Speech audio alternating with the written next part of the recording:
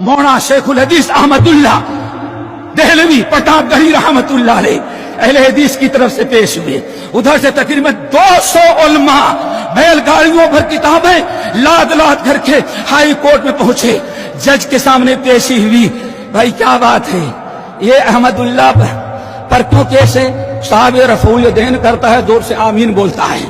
اللہ اکبر. تم کیا کہتے ہو؟ یہ سب ہمارے مذہب میں نہیں ہے. ان سے پوچھا کیوں نہیں کرتے ہیں تم لوگ؟ کہا کہ امام ابو حنیفہ نے نہیں کیا ہے. مولانا احمد اللہ رحمت اللہ علیہ سے پوچھا گیا آپ کیوں کرتے ہیں؟ کہا میں اس لیے کرتا ہوں کہ اللہ کے رسول نے کیا ہے. اچھا اللہ کے رسول اور کس نے کیا؟ کہا عمر ابو بکر نے کیا.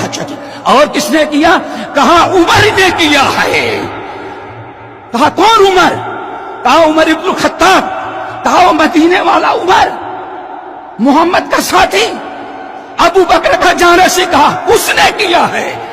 فوری طور پر اپنا ہیڈ اتار کر کے رکھ دیا اور کھڑا ہو گیا کرسی پر. کہا کہ اے نا سن لو, اللہ کی قسم کھا کے کہتا ہوں اہل حدیثوں نے اگر اس لیے رفع الیدین کیا کہ عمر نے کیا ہے تو عمر کے خلاف فیصلہ کرنے کی ہمت ہمارے اندر نہیں ہے. یہ تھا معاملہ. الحمدللہ میرے بھائیوں, یہ ہماری ساری کانفرنسیں جو ہیں اسی تاریخ ہے یاد ہے. اور آج بھی الحمدللہ 2 ملک پر جانے کے بعد بھی ابھی ہماری کانفرنسیں یہ تنظیم قائم ہے. ان کو آگے بڑھانے کی ضرورت ہے. اللہ تعالی ہم سب کو عمل کی توفیق نصیب فرمائے. اقول قولی ھذا واستغفر اللہ من کل ذنب واتوب الیہ.